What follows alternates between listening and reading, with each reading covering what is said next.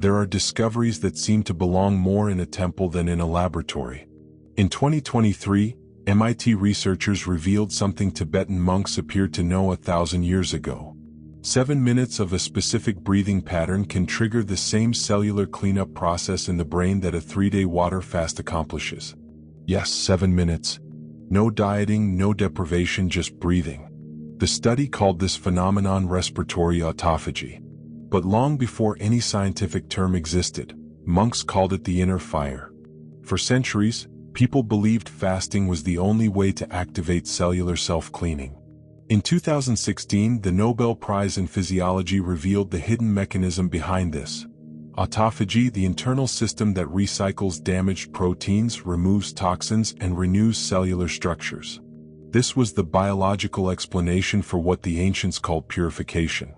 But science hadn't yet noticed something crucial. This same renewal can be activated by breathing. In recent years, neuroscientists began observing a pattern. Breathing doesn't just regulate oxygen. It speaks directly with cellular metabolism. And when adjusted precisely, it can trigger the same genes linked to fasting and longevity. What once seemed like mystical ritual now gains molecular translation. By altering the balance between oxygen and carbon dioxide, you can reverse the metabolic mode of cells from the growth state, dominated by mTOR hormone, to the cleanup and regeneration state controlled by AMPK enzyme. This simple change in respiratory rhythm flips the switch of cellular renewal. Tibetan monks called this practice tummo, the breath of inner fire. In the frozen monasteries of the Himalayas, they believed the air burned internal impurities. What really burned were metabolic wastes accumulated in cells. The body entered a state of controlled hypoxia, a slight momentary scarcity that the brain interprets as a challenge. In response, it activates its survival and cleanup mechanisms. It's the same principle as fasting, but instead of denying food, you modulate air. Modern science is now catching up to what temple silence already taught. Research from Stanford University showed that slow, deep, rhythmic breaths increase CO2 tolerance and activate genes ULK1, ATG7, and BCN1, the same ones involved in autophagy. This is how ancestral wisdom and modern neuroscience met. On one side, monks describing inner fire. On the other, scientists measuring ketones and enzymes. Both speaking the same language, the language of renewal. By age 40, the brain's natural efficiency in performing this cleanup has already fallen by half. And with it comes subtle signs. Slower mind, afternoon brain fog, forgetting small things. But the problem isn't just time. It's modern lifestyle. Constant eating, chronic stress, and shallow breathing. All of this keeps cells trapped in continuous growth mode, with no space to regenerate. This is why this technique is so powerful. It returns to your biology the intervals of silence it lost. In just 7 minutes, the body can reactivate its ancestral purification cycle. No pills, no extreme fast, just air. Breathing is the first thing we do at birth and, paradoxically, what we most forget while living. We breathe automatically, quickly, anxiously. But there exists a way of breathing that doesn't just oxygenate the body. It transforms it. It's the breathing that teaches cells to remember what metabolic silence is. The same that Tibetan monks used over 1,000 years ago in frozen mountains and that modern science has rediscovered. The 5-10 pattern. The preparation, sit. Spine erect but without rigidity. Body quiet yet awake. Close your eyes and notice the natural rhythm of your breathing. Observe without judging how short, rushed, superficial it is. This is the reflex of a body in growth mode, the mode of hurry, consumption, cortisol. Now begin to empty the air. Breathe out completely and hold for a few seconds. Feel the urge to breathe arising. This small lack of air between two worlds, survival and regeneration. The 5-5-10 cycle. Inhale slowly through your nose, counting to 5. Feel the air descending to the abdomen, expanding the diaphragm. It's the breath of life filling the void. Hold the air inside also for 5 seconds. Here something invisible happens. Carbon dioxide begins to rise, and when CO2 increases, oxygen is delivered more efficiently to cells. It's the body's paradox. The more we tolerate absence, the deeper the nourishment we receive. Now exhale slowly through your nose in 10 complete seconds. Feel the breath elongating like a continuous thread until the lungs empty entirely. This long exhalation is the biological trigger for cleanup. It activates the vagus nerve, slows the nervous system, and sends cells the message that it's time to repair. Repeat this cycle. 5 to inspire, 5 to retain, 10 to release. 10 times. 12 if you want to deepen. What happens inside you while the body rests? The cells awaken.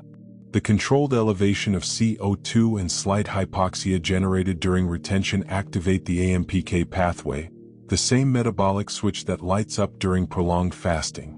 Genes ULK1, ATG7, and BCN1 go into action, initiating cellular sweeping, the autophagy process. Damaged proteins are dismantled, old mitochondria are recycled, and oxidized lipids are eliminated. The brain begins releasing ketones, a clean fuel that crosses the blood-brain barrier and feeds neurons with stable, clear energy. This is why, after a few minutes, a sensation of lucidity emerges like fog dissipating. Biological silence. In this state, you're doing something beyond breathing. You're rebooting your internal systems. The growth mode driven by mTOR, the one that ages cells, gives way to the cleanup and regeneration mode activated by AMPK. And the body understands, it's no longer time to accumulate. It's time to purify. Monks called this inner fire. Scientists call it adaptive metabolism. But the effect is the same. A body in balance, a mind in clarity, a nervous system in peace. During practice, you may feel slight warmth, tingling, or even a small euphoria. This isn't hyperventilation. It's energy being reorganized. It's the body signaling metabolic change. Never force the air, never fight against discomfort. The secret lies in conscious surrender, in observing the impulse to breathe without panicking. CO2 tolerance is the new meditation. The more you learn to breathe less, the more the body learns to live better. The bridge between ancient and modern. The 2016 Nobel Prize revealed the structure of autophagy, but it was Tibetan texts that taught how to trigger it with air. And when 2019 studies on the Wim Hof method proved that breathing can activate the same mechanisms, the bridge between monks and scientists finally completed. Autophagy, neuroplasticity, focus, longevity. All paths lead to breathing. The 7-minute practice is just the beginning. The true power lies in consistency. When done once daily, especially while fasting, this breathing trains the body to self-clean naturally. In weeks, cells learn the signal. In months, the entire metabolism changes. And at this point, breathing stops being an exercise and becomes a state of being. This technique doesn't just clean the brain. It also reprograms what survives within it. Thoughts, emotions, and even the way the mind sees reality. The body is a temple, but the quietest temple is the brain. There, among billions of electrical connections, breathing becomes thought and thought becomes living matter. When Japanese researchers began studying Tibetan monks practicing the breath of inner fire, they expected to find only physical resistance or thermal control. But what they discovered was much deeper. Autophagy, this cellular cleanup system, doesn't just remove waste and damaged proteins. It selectively preserves neural circuits linked to intention. In other words, the brain keeps what you think while it renews itself. During autophagy breathing, the body enters a state of controlled scarcity. Cells begin to recycle and the nervous system reorganizes. In that brief interval between inhaling and exhaling, between old and new, the brain becomes malleable. Modern neuroscience calls this a window of metabolic neuroplasticity. The ancients called it moldable mind. What you feel and imagine in this moment is literally sculpted into neural tissue. This is why for centuries monks associated this breathing with practices of concentration, prayer, and manifestation. They knew intuitively that when the body is cleaning, the mind is recording. Silent reprogramming. While mitochondria renew and repair genes are activated, the mind enters a state of calm focus. Electrical activity in the prefrontal cortex stabilizes and networks associated with anxiety decrease. The brain begins operating like a clear river after rain. No turbidity, no noise. In this space of clarity, thoughts stop being random noise and gain reorganization power. What you contemplate with serenity has a greater chance of surviving cellular cleanup. What you fear or repeat in imbalance tends to be dissolved. This isn't metaphorical. It's chemical. Synaptic pathways associated with fear and scarcity patterns lose strength when neural autophagy is activated. Meanwhile, circuits of gratitude, focus, and purpose gain more stability and connections. You're doing something beyond breathing. You're reprogramming what your brain believes to be real. The alchemy between mind and cell. Science explains that prolonged breathing activates the vagus nerve, which connects the brain to the heart and intestines. It reduces inflammation, adjusts blood pressure, and harmonizes the body like an orchestra tuning its instruments. But at the most subtle level, something even more beautiful happens. While cells purify, the mind becomes transparent. And in that transparency, what you think is what remains. Breathing transforms into a kind of biological alchemy. It cleans the old and gives form to the new. This is why the practice is something beyond physiological exercise. It's an interior ceremony, a silent dialogue between your biology and your consciousness. Studies on metabolic adaptation show that after 3 weeks, the body learns to recognize breathing patterns as internal commands. Each day, autophagy activation becomes more efficient. Mitochondrial biogenesis accelerates, mental focus expands, and the brain fog that once seemed normal begins to disappear. At the end of 21 days, cells and thoughts enter rhythmic synchrony. The mind stops being a field of reactivity and becomes a space of conscious choice. You feel less hunger from food and from stimulation, noise, distraction. Energy stabilizes, the body seems lighter, the mind cleaner. Biological age begins to recede. And you understand that breathing is the portal to cellular youth, the return to simplicity. The monks didn't speak of genes, but they spoke of purity. They didn't measure ketones, but they observed the brightness in eyes and the lucidity of mind. What science called autophagy, they called rebirth.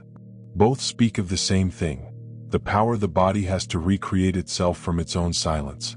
Breathing, after all, is remembering. Remembering that we don't need to accumulate so much, thoughts, desires, fears. Everything that no longer serves can be exhaled. 7 minutes. That's all you need to light the inner fire again. The same that purifies, reprograms, and returns the sense of presence. The same that for centuries has kept monks lucid at 90 and that today neuroscientists observe with admiration. You don't need days-long fasts or lengthy rituals. Just breathe with intention, because in the instant air enters and exits consciously, life begins reorganizing itself inside you. And your brain, your temple, becomes exactly what you chose to think about.